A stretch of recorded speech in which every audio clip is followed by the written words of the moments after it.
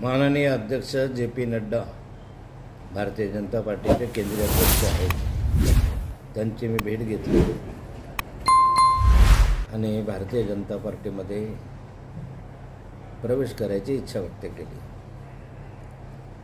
त्यानुसार भारतीय जनता पार्टीमध्ये मी प्रवेश करणार आहे आणि येत्या 15 दिवसाच्या आत हा प्रवेश व्हावा अशा स्वरूपाचा माझा प्रयत्न आहे. हो, नेमकं एक अशी चर्चा आहे की चंद्रपुरात मोदी आणि शहांच्या उपस्थितीत प्रचार सभा आहे, त्या सभेत तुमचा भाजप प्रवेश निश्चित झाल्याची चर्चा आहे. चंद्रपूरच्या सभेत वगैरे माझा भाजप प्रवेश नाही, तर माझा भाजप प्रवेश दिल्लीला होणार आहे आणि दिल्लीनं केंद्रीय नेतृत्वाने ज्या दिवशी मला तारीख मिळेल किंवा ज्या दिवशी ते मला बोलवणं येईल त्या दिवशी दिल्लीमध्ये माझा प्रवेश होईल. कधीपासून प्रयत्न चाललेले होते आपले भाजपमध्ये येण्यासाठी? भाजपमध्ये येण्यासाठी माझा प्रयत्न कधीही नव्हता, पण भारतीय जनता पार्टीमध्ये जे जुने कार्यकर्ते आहेत किंवा जुने नेते आहेत त्यांच्याशी चर्चा करत असताना बऱ्याचदा चर्चेमधून हे असं होत होतं की तुम्ही भारतीय जनता पार्टीत असायला हवे होते, तुम्ही आले तर बरं होईल, अशा स्वरूपाची चर्चा काही वरिष्ठ पातळीमधल्या नेत्यांमध्ये आमची होती.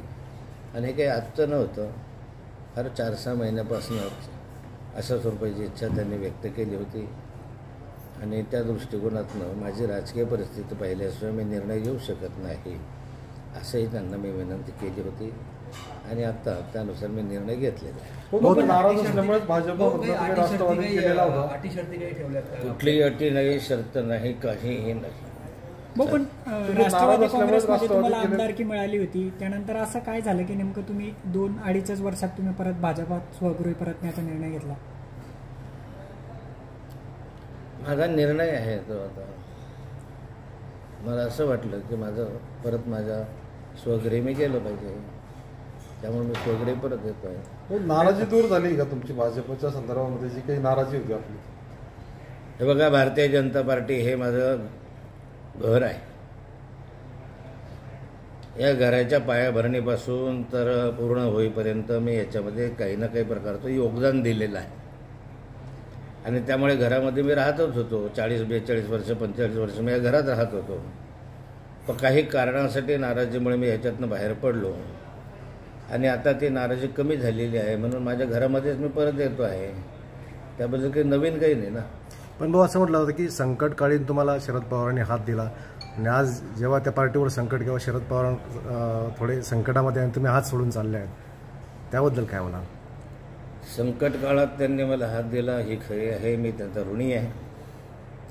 परंतु आताही पक्षांतर करत असताना जी परिस्थिती आहे ती परिस्थिती माननीय प्रदेश अध्यक्ष जयंतराव पाटलांच्या यांच्या कानावर मी घातली आणि त्यांच्याकडून अनुकूलता प्राप्त केल्यानंतरच मी भारतीय जनता पार्टीमध्ये प्रवेश करण्याचा निर्णय घेतलेला आहे.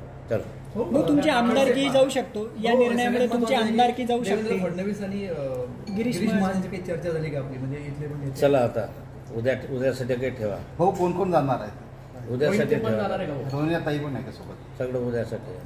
भाऊ, ऑप्शन काय दिला? संपवा हा विषय, इथे संपला. चला भाऊ, राज्यसभा की राज्यपाल, ऑप्शन काय दिला नेमका? हो, नेमकं तुमची आमदारकी जाईल असं बोललं जातं या निर्णयामुळे. मग ते मी नंतर सांगेन. अजून प्रवेश तर करू द्या. अजून प्रवेशच केला नाही तर काय. चालेल, या. गांधी तीर्थ, निसर्गाच्या सानिध्यात महात्मा गांधींच्या जीवनावरील जगातील पहिले मल्टीमीडिया म्युझियम. आजच भेट द्या. गांधी तीर्थ, जैन हिल्स, जळगाव. अधिक माहितीसाठी www.gandhifoundation.net वर व्हिजिट करा.